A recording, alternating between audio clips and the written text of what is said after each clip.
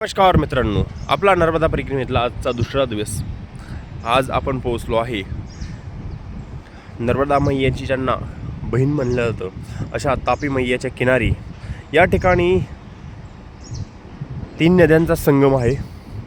दुसरी गोष्ट सांगायला तर आपल्या महाराष्ट्रामध्ये एक असं ठिकाण आहे की त्या ठिकाणाला दक्षिण काशी असं म्हणलं जातं. आज आपण त्या ठिकाणी आलो आहे आणि याला दक्षिण काशी का म्हणलं जातं आणि ही काशीच्या या उपाधीपासून का वंचित आहे हे पण तुम्हाला मी सांगत आहे. हे आहे भगवान शंकराचं मंदिर. या मंदिराची पूर्ण तुम्ही बघायला गेलं तर फक्त चौथरा तयार झालेला आहे.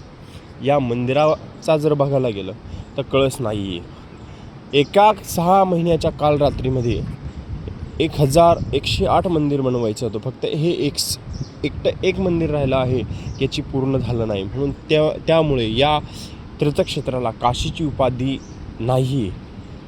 पण याला तरी पण प्रतिकाशी किंवा दक्षिण काशी असं म्हणलं जातं. असं हे ठिकाण आहे. या प्रकाशाचे महत्त्व बघायला गेलं तर खूप मोठं आहे. संगमेश्वर आहे, सिद्धेश्वर आहे, पुष्पदंतेश्वर महादेव आहे. जवळपास आपण या क्षेत्रामध्ये थोडं जरी फिरलो तर भरपूर आहे. तसंच खाली जर गेलो आपण थोडं तर संत दगाजी बाप्पू ज्यांना नर्मदा मैयाचे मानसपुत्र असं म्हणलं जातं, असं त्यांचं पण नाही का आश्रम आहे.